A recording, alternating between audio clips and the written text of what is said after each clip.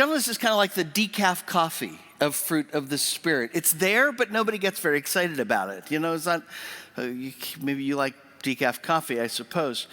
But, you know, I mean, we know it's important. I mean, love, joy, peace, that's a big deal. But gentleness doesn't exactly make the resume. It doesn't get you promoted. It isn't going to get you a higher rank in the military. He's a gentle guy.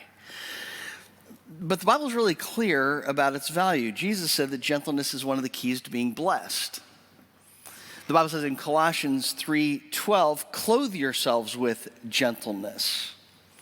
Some of the strongest voices in Christian history have made the point that gentleness is not just on the periphery of Christian character, it's at the core. Jonathan Edwards, ironically enough, is known for a fire and brimstone sermon back in the Great Awakening. The sinners in the hands of an angry God, it was called. And yet Jonathan Edwards said the true mark of a Christian is gentleness. Not holiness, as important as that is, not theological correctness, as important as that is, gentleness. In more modern times, Dallas Willard has been probably appreciated as maybe the leading guru on spiritual formation in my generation anyway. Dallas Willard put it like this. He said, a gentle spirit is one of the clearest marks of those who walk daily with Jesus. It is not weakness, it is maturity. In other words, if we walk closely with Jesus, one of the things that people are going to see in us in increasing measure is gentleness. And then it caught my eye what Plato had to observe about gentleness. Plato said gentleness is the cement of society, which I found remarkable because we're living in a generation that is seeing what happens to a society that lacks people with gentleness, how a society has a way of crumbling without gentleness. And so Jesus calls us to be clothed with his gentleness, to be the salt and light of the world. Are you ready to do that? Are you excited about doing that? Well, the place to begin, I think, is to understand exactly what gentleness is. I think most have a misconception of gentleness. Part of the reason I probably don't get thrilled about the idea of gentleness is that coming from rural Pennsylvania, where, you know, a bunch of farmers, my picture of gentleness is like this fop from the country club who is so soft, he would be intimidated to arm wrestle Mr. Rogers. You know, gentleness is like somebody who's just really not strong. But gentleness is not being a leaf in the wind. Gentleness is not, stuffing your emotions. Gentleness is controlled strength. The word in Greek is the same word, the fruit of the Spirit is gentleness, the same word that Jesus uses when he says, the blessed are the meek. It's praus, if you care, Praus. It would be the kind of anglicized version of it. But Aristotle actually described the praus person, the gentle person, as one who is angry on the right grounds against the right people in the right manner at the right moment for the right length of time. And that's good. Gentleness is not being not being angry. It's not having don't be passionate at all, not being strong at all. It's just doing that on the right grounds, against the right people, in the right way, at the right moment, for the right length of time. In ancient times, the metaphor for this word gentleness was a wild stallion that had been tamed by a master. Once it was tamed, didn't lose any of its power. It was still a powerful beast, but the power was under the control of quick to answer the reins of the master. I think a more modern picture of gentleness, picture the SpaceX Falcon 5 rocket. That's gentleness. See, anybody can explode things. Mythbusters, they love to explode stuff. You can go to the garage and explode stuff.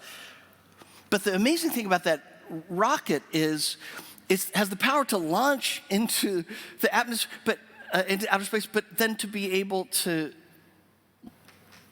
land on a floating platform That's power under control.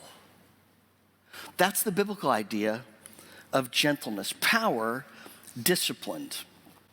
If you want to understand what gentleness looks like, we have a great example of our wrestling match with gentleness in the Old Testament, a king of Israel by the name of Rehoboam.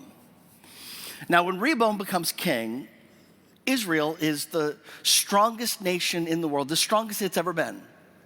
Rehoboam's grandfather, David, expanded the borders, the military power, the wealth of Israel greater than it had ever been. Solomon, Rehoboam's dad, expanded the borders, the military power, and the wealth more than that even. You know, normally in history, Israel is just kind of like the 20-pound weakling that gets kicked around easily. I mean, it's just like Egypt is powerful, or Babylon is powerful at a couple of times, or Assyria is powerful. Even the Hittites get powerful.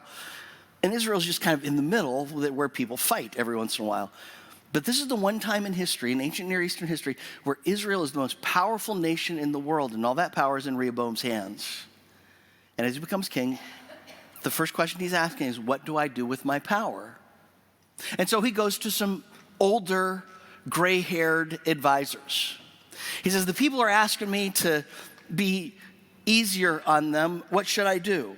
1 Kings 12:7, they said, if you will be a servant to these people and serve them, if you will respond to them by speaking kind words to them, they will be your servants forever. Be gentle, they said. Not sure whether to take their advice or not, he went for a second opinion. He went to his peers, to young men. How should I lead? They say, muscle up. Verse 10, they say, this is what you need to tell them. You tell them, my little finger is thicker than my father's waist. Although my father burdened you with a heavy yoke, I'm going to add to your burden, to your yoke. My father disciplined you with whips. I'm going to discipline you with barbed wire.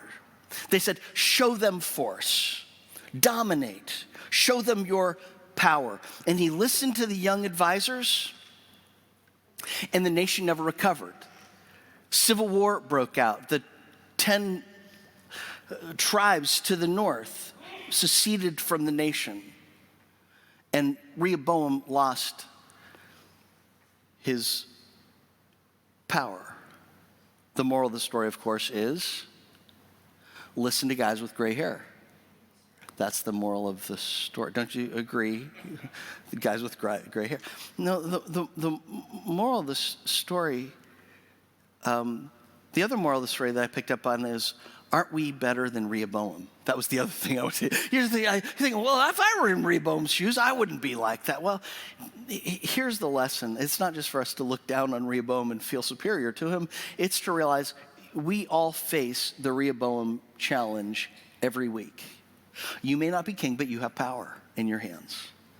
The power of your time, the power of your talents, the power of your decisions, the power to serve, the power of your attitudes, the power of your career. And the question is, how will you use your power? Will you use your power selfishly to control, or will you use your power gently surrendered to God? Tim Keller said it well. He said, gentleness is not the absence of strength, but the presence of self-forgetfulness. It is power under control, wielded in love. Gentleness. This week, you are going to struggle with the Rehoboam question. Will you be gentle?